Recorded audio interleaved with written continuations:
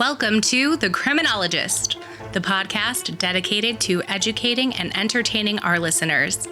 This week, bringing you a special American Probation and Parole Association edition. As the voice of the community corrections industry, APPA serves as the field's leading professional membership association. In addition to their U.S. members, the American Probation and Parole Association is supported by international members who are actively involved in strengthening community corrections work in their own countries. APPA's International Relations Committee aims to connect community corrections professionals around the world to inspire and share insights from their unique experiences and best practices. Welcome to this special APPA episode of The Criminologist. And now, welcome your host, Joseph Arvidsson.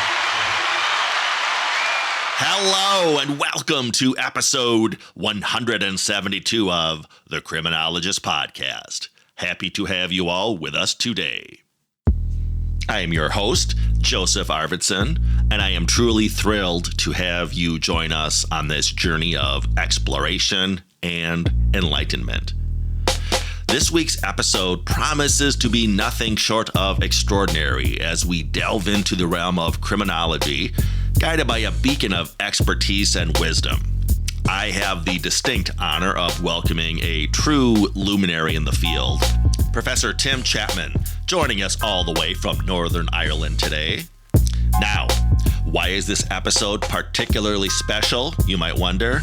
Well, dear listeners, as you know, The Criminologist isn't just a podcast. It's a platform that strives to bring you the brightest minds and the most insightful perspectives from across the globe. We are all about shining a light on international subject matter experts who are shaping the way we understand criminology and corrections. And today's guest, Professor Tim Chapman, exemplifies this mission. Professor Tim Chapman is no ordinary academic. With an illustrious career as a visiting lecturer and impressive track record in nonprofit organizations, restorative practices, criminology, and conflict resolution, he brings a wealth of knowledge and hands-on experience to the table. His work doesn't just stay within the walls of academia, it extends into the real world, influencing criminal justice practices, research, and international conversations. But that's not all. Professor Tim Chapman's achievements extend beyond his role as an educator. He's a beacon of leadership, a prolific author, a sought-after keynote speaker at international conferences. His dedication to fostering positive change in the justice system is nothing short of inspiring. So, whether you're a seasoned criminology professional, a student eager to learn, or simply someone who's curious about how we can shape a more just and compassionate society, you're in for a treat. This week's episode isn't just an interview. It's an opportunity to tap into the insights of a visionary who's at the forefront of redefining how we approach criminology on a global scale. Get ready to be captivated, challenged, and enlightened by our conversation with Professor Tim Chapman. So, without further ado, let's dive into this enriching journey as we explore the power of knowledge, international collaboration, and the transformational potential of criminology. Stick around, you won't want to miss a single second. And as noted, this week's episode is brought to you in collaboration with our good friends at the American Probation and Parole Association, in particular, their International Relations Committee. More on APPA and our upcoming training institute after the interview with Tim, so stick around for some great information if you're going to be in New York in August in particular. In the meantime, enjoy my conversation with Tim Chapman, and I will see you all on the other side. Well, welcome to the show, Tim. Why don't we begin by you introducing yourself to our listeners? Tell them just maybe a little bit about your educational and vocational milestones, which have led you to where you are today. Yeah, okay. Well, thanks very much for inviting me, Joe. I'm speaking to you from Northern Ireland. I was born and grew up in Northern Ireland, went to school there. Then the Troubles started, as we called it, the period of pretty violent conflict, and I was pretty disillusioned by it. So I decided to go to university in England and did a law degree at the University of Warwick, which I enjoyed being at the university. Wasn't that keen on the law. I found it a bit boring. I think I was sort of wanted something more socially engaged. So I became a probation officer. Now, I'd gone to Warwick to escape the political conflict, but actually by the time I'd spent 3 years in England, I was homesick. I wanted to come back and make a contribution to peace, I guess. So I became a probation officer, had a great career for over 20 years. Always in Belfast, inner city Belfast, really close to where a lot of the trouble spots were. But we were sort of treated as a sort of Red Cross, we were pretty neutral in the conflict, while police officers, prison officers, judges were all targets of terrorism. We were left alone, so we could, it really suited me because I could get up quite close to what was going on and yet still feel safe and felt I was doing something useful. So I had a great career in probation. And then I discovered restorative justice, got into learning about that, researching it. And, we'll maybe cover this a bit later. The law changed in Northern Ireland and I left probation to do restorative justice full-time as an academic and a trainer. And a few years ago, I took early retirement from Ulster University, and then a couple of other universities, one in Scotland, one in Italy, picked me up as visiting professors because both Scotland and Italy are developing restorative justice and they wanted a bit of expertise. And so that's where I am now. I take on consultancy, do a bit of training, and trying to ease myself into retirement. You mentioned restorative justice, and I know at some point we're going to weave in a conversation around desistance from crime. So I'm going to ask you about that intersection between restorative justice and desistance from crime, which I don't think a lot of people are aware of, but it's absolutely fascinating. Yeah. But staying on the theme of restorative justice for now, in addition to your role in academia, I know at one point you were the chair of the European Forum for Restorative Justice. I'm just going to read a little bit of their mission statement to give the viewers just a taste of what they're all about. They are an international network organizing, connecting members active in the field of restorative justice as practitioners, academics, and policymakers throughout Europe and beyond. Talk about some of the insights when you worked with that organization. Yeah, well, I'm biased. I think it's a fantastic organization. It's a network of people who are enthusiastic about restorative justice throughout Europe. I think just about every country in Europe. I was chair for about 6 years, and I must have visited just about every country in Europe. I was invited, to speak at conferences and to support the development of restorative justice by governments, and so it was a very stimulating time. When I joined it, it was a sort of quite a cozy academic organization, and I felt it could be doing more to promote. It was sort of doing interesting little research projects and contributing those. And I felt we were missing our biggest resource, which is the members. So my mission as a chair was to try and activate the members to become more involved rather than a sort of inner circle. And to a large extent, that was successful. We've got a membership of about 500, and over 100 of those are active in working groups and committees. And one of the things that, we do the sort of basic stuff. We have a training committee, we have a research committee, and we have a sort of values and standards committee, the sort of core stuff. But what interests me about the European Forum, because it's so diverse, it's sort of pushing at the boundaries of restorative justice. So, we have working groups on the idea of the restorative city, which is a whole municipality committing to a common way of dealing with conflict and harm. Gender-based violence, which is a contentious area in restorative justice, but we're looking at how we can provide safe and effective restorative processes in that area. Institutional abuse, which is an area I might get to talk about a bit later, were organizations. They could be religious organizations or corporate organizations or sports organizations who have been found to be abusing children, particularly, and sometimes abusing women, mature women. So we're looking at that. Hate crime, violent extremism, and working in schools at an early age to help people understand restorative justice and understand different ways of keeping the peace, basically. So one of the highlights of my career was, and I'm still obviously involved, I'm still a member, but I stepped down from the chair September last year.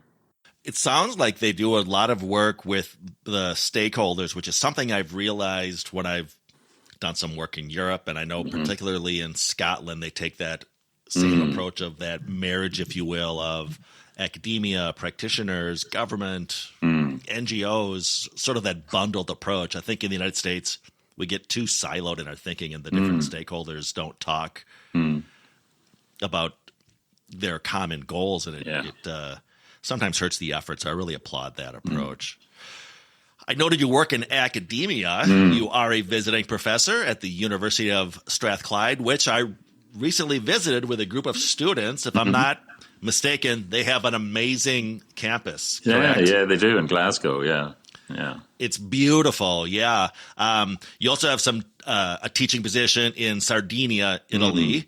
Share some of those experiences with our audience. I'm an adjunct professor as well, and I just love that it sort of forces me to stay at the fore of best practices and that cutting edge research, and it keeps me sharp in that respect. What are your thoughts on having a sort of a toe in both of those worlds? Yeah, it's ideal for me because I'm sort of edging myself towards retirement, and full-time academia is getting it can be quite a tough job now in terms of the sort of management of it and the politics of it. And so I was glad to let go of all that sort of bureaucratic responsibility and just be a visiting professor, which is just to come in and teach or do a bit of research. Glasgow is a great city, very similar to my home city, Belfast, shipbuilding with a great sort of tradition. Friendly city, so I enjoy visiting there. And both Scotland and Italy, their governments have developed new strategies to develop restorative justice. So I think that's one of the reasons I was invited to bring a little bit of expertise that I have to support them. So I've been developing modules, a sort of foundation module on restorative justice, and we hope then to have a more advanced module as well on more complex cases. And similar things in Italy. I go to the beautiful island of Sardinia. I always say it's dirty work, but somebody has to do it. And they usually get me out in sort of May and June when it's not too hot. It's very hot there at the moment, but it's very pleasant to do a bit of teaching and then have a good meal and drink some Italian wine in a beautiful place. So yes, they have a master's program, which was sort of inspired by a master's program that I developed at Ulster University. And so I teach a module every year and, help them with their exams and marking. And at the moment, I'm doing a bit of research. I'm meant to be finishing a book by the end of August. It's getting to the very sweaty time of a deadline.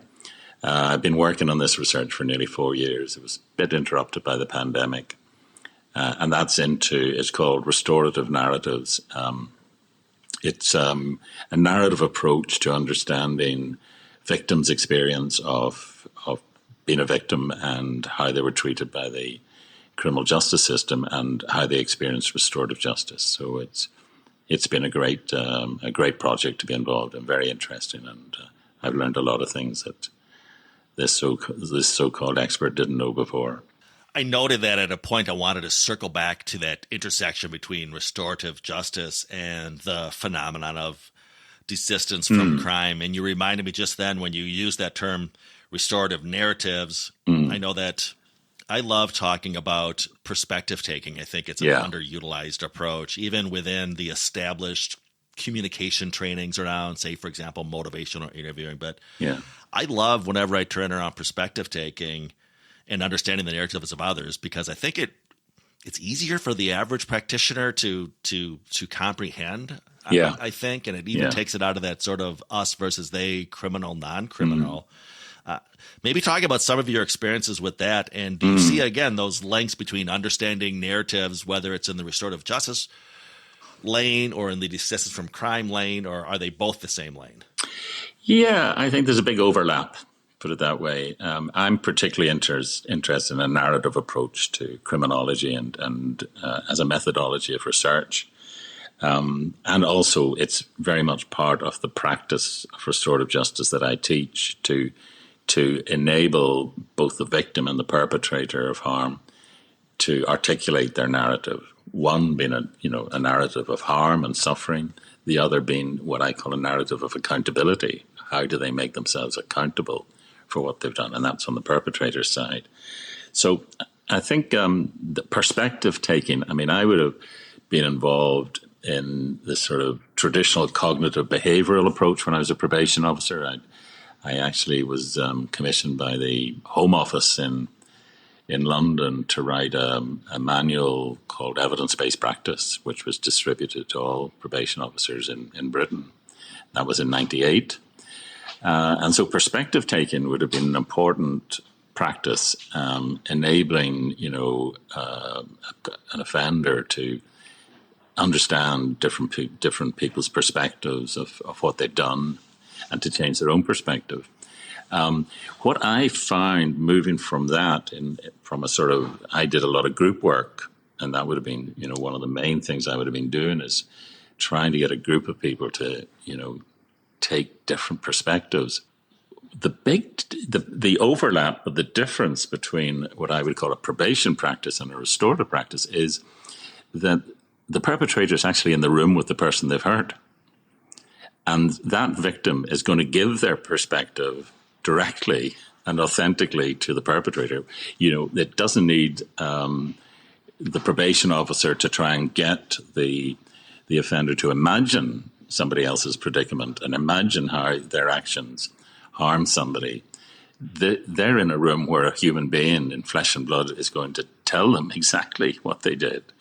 And I find that is one of the distinctions I make, I suppose, between what I did, which, was working with offenders and getting them to try and imagine stuff, giving them scenarios, getting them to solve problems, etc.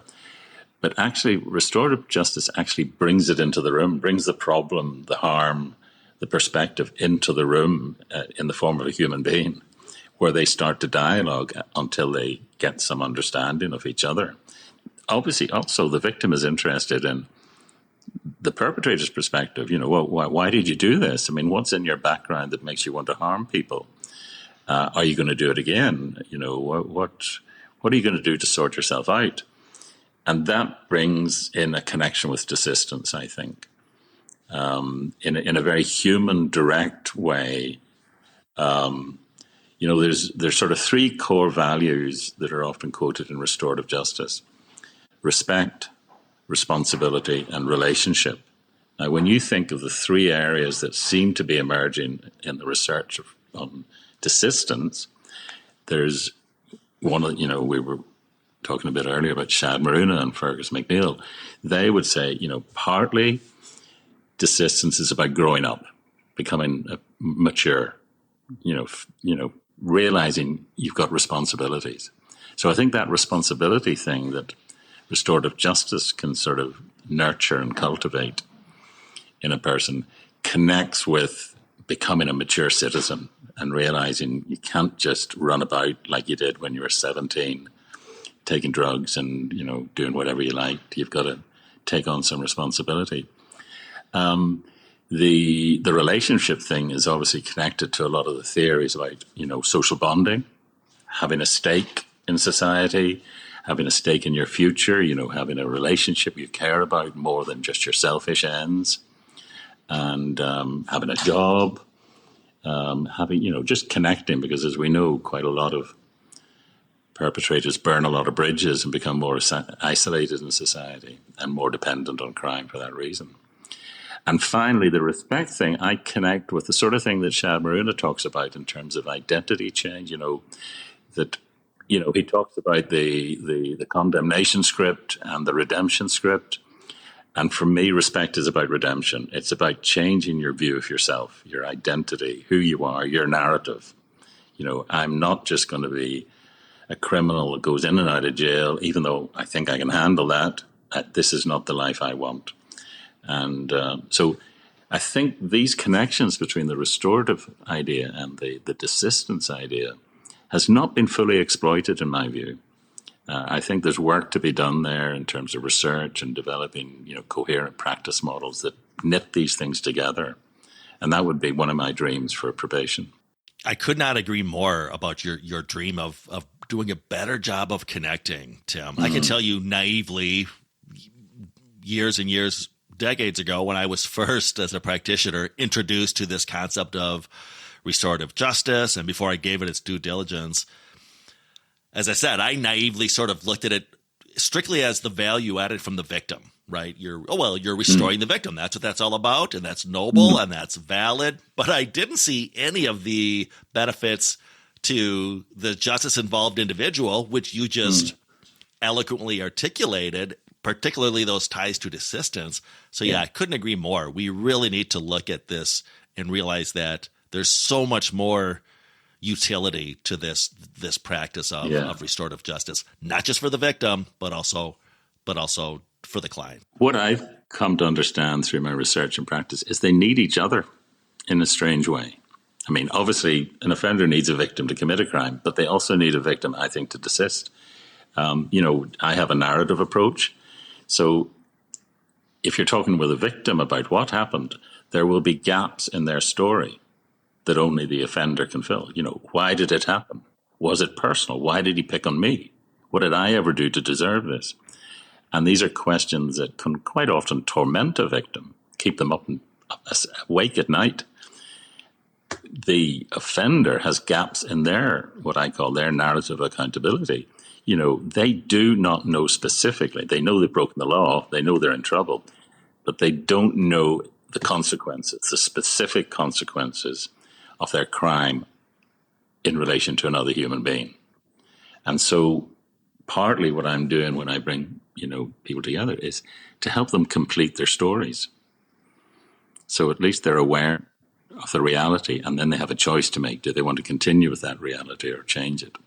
That is absolutely brilliant, Tim. Absolutely brilliant. That symbiotic, almost necessity, as you said, to complete those stories, which is what drives all of us. Where does this story end? Where's the end of my journey? Exactly. Yeah. You mentioned your 1998 deliverable around evidence-based practices. And in your introduction, you did, in fact, talk about some of your early work as a probation officer. Is there something that you would tell, would the Tim Chapman now tell something to the young Tim Chapman probation officer then, sort of that if I only knew now, or what was the state of probation like back then when you were first starting in the field? I know I always tell folks when I started as a probation officer in the late 80s, it was just really on the cusp of all of the work of Bonta and Andrews coming out. We didn't have anything going on as far as the risk needs framework. But if you look in your time machine, what was the state of probation like then? And maybe what would you tell yourself then? Or, hey, I was pretty spot on with the way I was behaving back then. Yeah. Well, I think when I think back to my career in the early stages, it was a very enjoyable career. You got to meet people you wouldn't normally meet, that's for sure. And you'd have some very interesting conversations. So just on a personal level, if you're interested in people and why they do things, probation's a great job. When I look at it, in those days, I started in the probation late 70s. And at that time in Britain and Ireland, it was considered social work. You were a social worker. You were trained as a social worker to help offenders solve the problems in their lives that were getting them into trouble. And, I think there was an element of being a do-gooder, and I think the revelation of victims was a reality check for me. I just thought I was working in very deprived areas. There was a lot of violence going on, probably similar to some areas in America, inner city areas, not a lot of jobs, tough times, and a violent atmosphere because of the politics. Looking back, I think I was probably overly sympathetic and less holding people accountable. So I think the sort of what works, as we called it in Britain, the Bonta and Andrews stuff, the R&R, was a good corrective to that. I embraced it, and I liked the fact that we were trying to help people learn, how to think in a way that would be more successful for them, and I thought, I developed. I really got into designing cognitive programs for the probation service in Northern Ireland, and that was always something that interested me, to be creative and design something that's structured. So, I mean, I would be saying to my younger self, enjoy it, enjoy the relationships, but don't forget that you are attempting to get people to stop harming other people. Yeah, it's important to keep that balance, if you will. Tim, I'm a big cognitive behavioral interventions guy as well, so it warms my heart every time you mentioned the COG approach. Not to put you on the spot, but I always love learning from others during these interviews.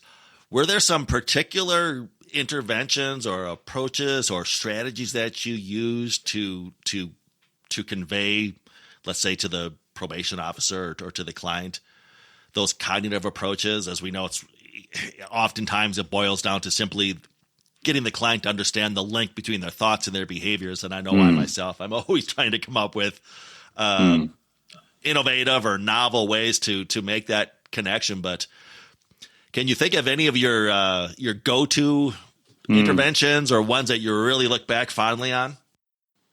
Well, one of the particular areas I was interested, because I was living in a violent society, was addressing violence and looking at things like anger management and, nonviolent behavior. And I'd work a lot with young men, sort of 18 to 25-year-olds who were on the street getting involved in a lot of violence happening to them as well as what they were doing to others. And as I said earlier, I enjoyed group work. I thought that was my most effective way of working, to get them to talk as well as just doing sort of one-to-one sort of stuff. But I always remember one particular group. This bright young man said to me, "Tim, what you're saying is great. You couldn't argue against it. But here's the thing. You don't live in my street." And that taught me a lesson, because it's true. I could not have coped living in their street. I lived in a nice middle-class suburb of Belfast. I worked hard in tough areas during the day, but I went home and I had some peace and quiet at home. So I suppose my go-to was, there's great ideas within the whole cognitive behavioral, psychology, but always related to the context, the reality, the lived experience of people. Try and connect it with what is going on. I just thought, they would say things like, if we don't do this, what do we replace it with? If I don't know how to fight on my street, I am going to get bullied and walked all over. So what do I replace it with? It's, nice stuff that you talk about, talk your way out of things, but you need to contextualize it. That was the big lesson I had. If you can get the psychology and the social context in line, then they begin to think, maybe this guy knows what he's talking about. Because I knew about cognitive psychology, but I didn't know what it was like to live on their street. They were the experts.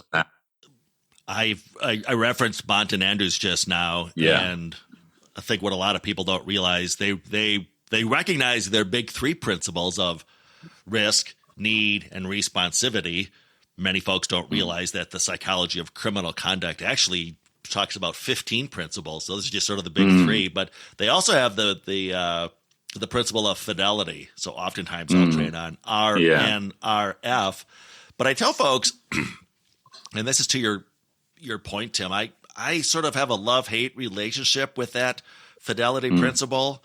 On the one hand, I understand that to maintain the efficacy of these interventions, we have to adhere to fidelity. But on the flip side, I've seen folks put such a stranglehold on that they don't see the forest from the trees as far as contextualizing it. And it's just not landing on the client because they get so hyper-focused on literally every utterance that they're delivering during an intervention or during as you mentioned, even a group setting. But they don't look at the audience and think this is going to land different on suburban clients, urban clients, male clients, female clients, different ethnicities. We need to lean into what you said. Just contextualize it and understand. Without that connection, it's all for naught.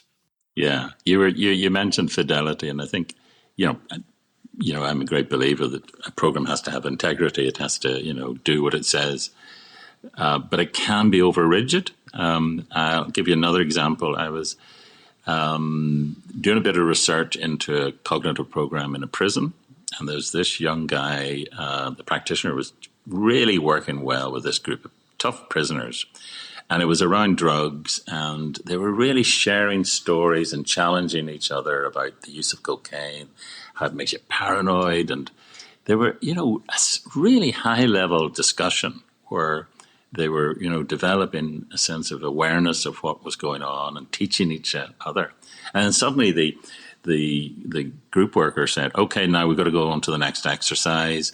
And he got out sheets of paper, and the whole atmosphere just burst. It just fell to the ground, and they were sort of now looking at pencils, and they were anxious because they didn't write very well, and they couldn't read very well, and it suddenly became difficult. Whereas before it was flowing in such a good way in terms of getting people to be more aware of what they're doing. And at the end of the session, I said, that was a really good session. You were going really well, but I was interested. Why did you suddenly shift it? He said, well, in the program, it says after 20 minutes, move to the next. And I just thought that's one of the problems. He was getting really deep with these guys. They were opening up. They were, older ones were telling the young ones, this is what happens. You really need to be careful about that. And I was thinking, he just put a pin in it, and it burst. So that, I think programs should be well designed and, obviously evidence-based, but sometimes you can get a bit rigid. And maybe he was a young guy, he was maybe inexperienced, so, the script is useful, when you're a bit, less experienced. But I think once you get a bit experienced, I've always said, you can improvise a little bit, you don't have to stick to the script all the time. Ideally, Tim, we could get folks to sort of balance the fidelity principle with the responsivity principle. Exactly. Which is really all about creating that ideal learning environment, as my friend Dr. Burgone once taught me.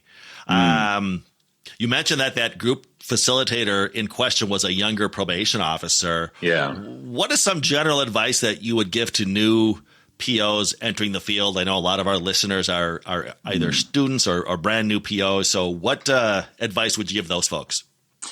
Yeah, I mean, when I was a young probation officer, I really was interested in the method, what we've just been talking about, the program, the ideas about cognitive behavioral psychology, etc., and motivational interviewing, pro-social modeling.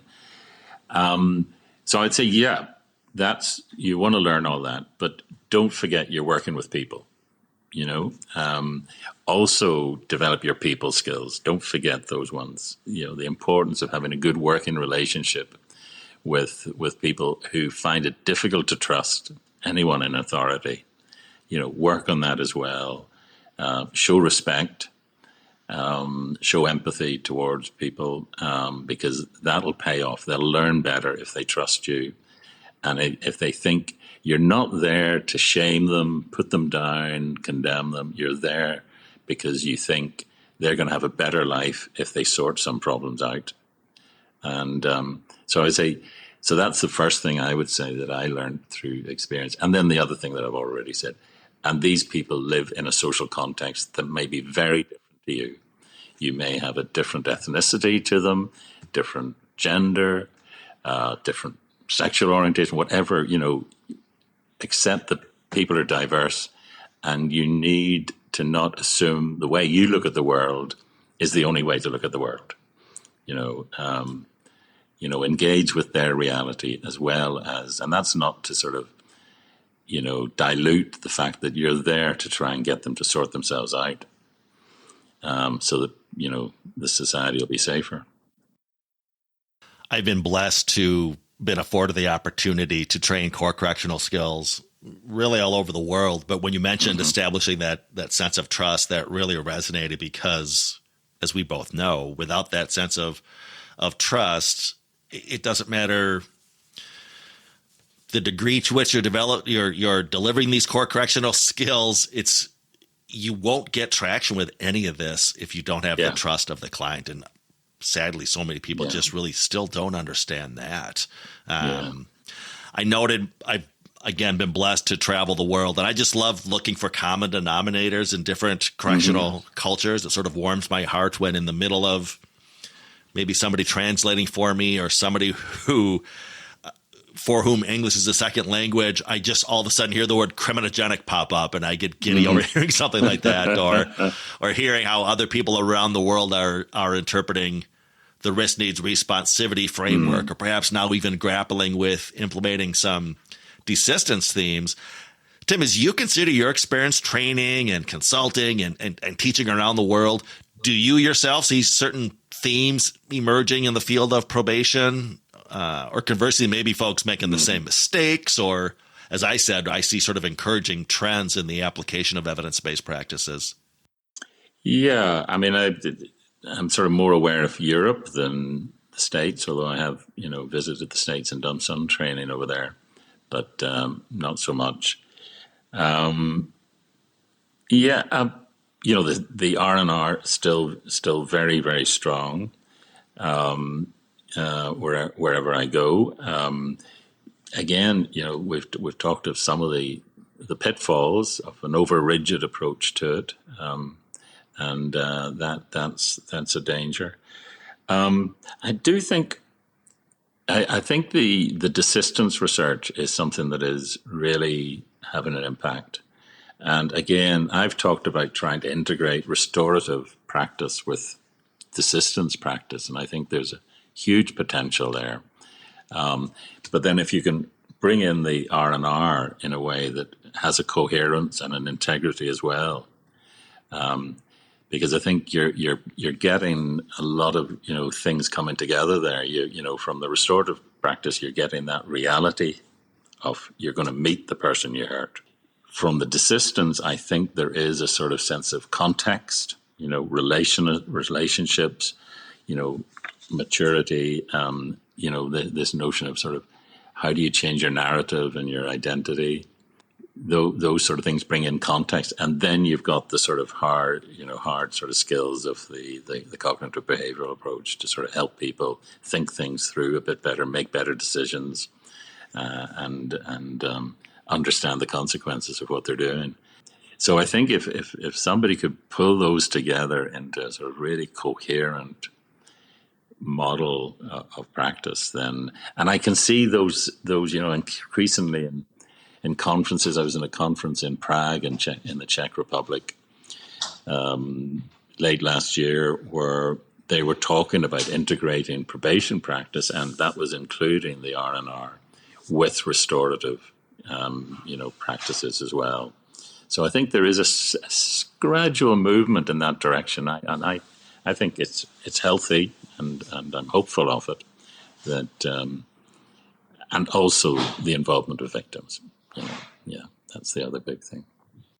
Yeah, I'm hopeful as well. The good news is we have these models or these practices or these frameworks in place. I think it's a matter of finding that synthesis between the R&R framework, the desistance, finding the place that those common denominators like restorative justice fall in, and coming up with a seamless approach for the practitioner to be able to follow. Yeah, and avoid. Yeah, sorry, I was just going to, and avoid competition, between them, like, to be threatened by a different approach, just say, no, there's a compatibility here. We're all in the same business, trying to get people to sort their lives out so they don't harm people. So glad you brought that up. I've noticed that as well, to avoid competition, or sometimes it's almost like this hyper partisanship of the models, whether it's, I remember years ago, there was sort of an academic back and forth between the R&R camp and the Good Lives model camp. Yes, that's right. But it was sort of, okay, A, it's not a competition. We can grow and learn from each other. I also think that we had a phrase over here in the States where we were in a period in which we wanted to establish R&R and convince folks of the efficacy of R&R, but I think we went a little bit too far, because it got to the point of any other approaches, some of which now I have found to be, quite frankly, accepted approaches, were deemed, no, that's correctional quackery. What you're doing doesn't have the efficacy of these R&R approaches.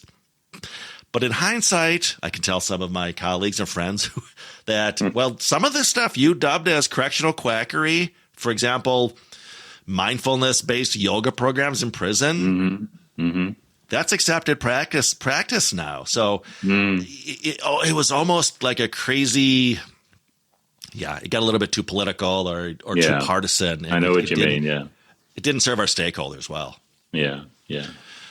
I know, Tim, you said earlier you're tiptoeing to retirement, but look into your crystal ball. If I've got you back on the show in a year or 2 or 5 years, what might the future hold for Tim Chapman? Well, I hope I'm going to be working a little less. I said I'm tiptoeing towards retirement, but the last couple of years, I don't think I've worked as hard in my life. It's just been being offered some really interesting opportunities and projects. One of the things is I'm actually back in practice in Ireland. We've got a massive sort of scandal of, I think it's happened in the States too, the clerical abuse of children, the Catholic Church. And I was asked then to run a restorative program on that.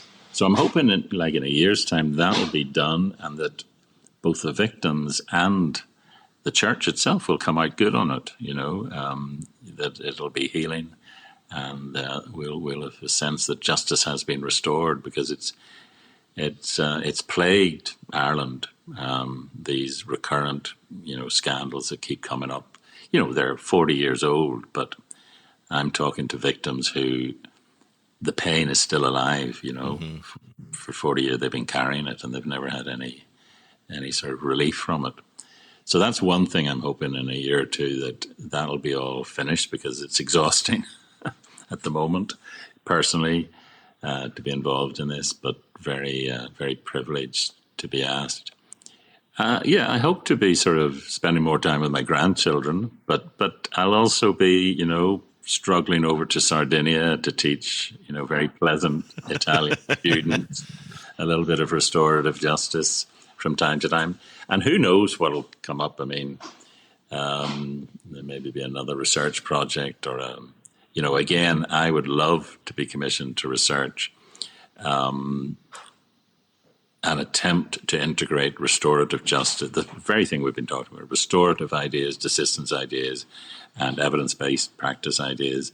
If, anywhere in the world was willing to pull up, and, I would help them put a model together that integrated that into a coherent way of working, and to test it over a few years to see, is it quackery, or does it actually produce the results that are intended? I keep telling people to invite me to do that. And also, it's something that, for instance, Shad Maruna and I have talked about too. He would be very interested as well. To look at that sort of idea. So a little bit of research, a little bit of practice, and a little bit of teaching, I guess, but a little less than I've done in the last 2 years. That's what I'm hoping for.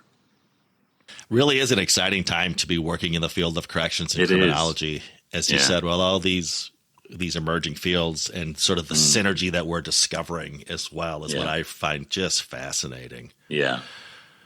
Tim Chapman joining us all the way from Belfast. Tim, thank you so much. I hope our paths continue to cross. Me too. Maybe if I'm across the pond, I'll find an opportunity to jump over to the Emerald Isle and we can connect in person. But in the meantime, keep doing the great work you're doing, Tim. Thank you so much for being on the Criminologist Podcast. Thank you very much. And if you do come over and if you do enjoy a drink, I'll buy you a pint of Guinness. I'll circle it in my date book. Tim Chapman, thank you again so much, my friend. We'll talk soon. Okay. Bye-bye. Cheerio. Bye. And there you have it, our fascinating conversation with Professor Tim Chapman, an absolute powerhouse in the field of criminology. I'd like to extend my heartfelt gratitude to Tim for sharing his invaluable insights, knowledge, and passion with us today. It's guests like him who make the Criminologist Podcast an enlightening journey for us all. I also want to take a moment to recognize the incredible efforts of the American Probation and Parole Association's International Relations Committee. Their dedication to bringing us guests from around the world enriches our understanding of criminology on a global scale. It's their commitment that allows us to tap into the wisdom of experts like Professor Chapman, transcending geographical boundaries to foster international learning. Now, dear listeners, I'm thrilled to announce that in just 2 weeks, I will be in the heart of the Big Apple, New York City, for their annual training institute hosted by the American Probation and Parole Association. Their annual training institute will be a gathering of minds, a convergence of passion, and an opportunity to immerse yourself in the latest advancements in the field. But here's where it gets exciting. If any of you, our cherished listeners, are attending the APPA conference, I encourage you to seek me out. Whether you're a fellow criminologist, a dedicated probation officer, or simply a curious soul, I'd love to connect with you. And guess what? If you're up for it, we might just have a chance to record a bit of a promo for the Criminologist Podcast right there at the conference. Your voice, your insights, your passion, they're all an essential part of this vibrant community. So, mark your calendars and keep an eye out for me at the APPA Training Institute in New York City. Let's make this an opportunity to not only learn together, but to share our experiences and contribute to the ongoing dialogue that shapes the world of criminology. As we wrap up this episode, I want to express my gratitude to each and every one of you who tunes into the Criminologist Podcast. Your dedication to expanding your knowledge and your commitment to making a positive impact in the field inspires me every day. Until next time, keep seeking, keep learning, and keep striving for a better world through criminology. Remember, the path to change begins with understanding, and together, we're taking strides towards a brighter future.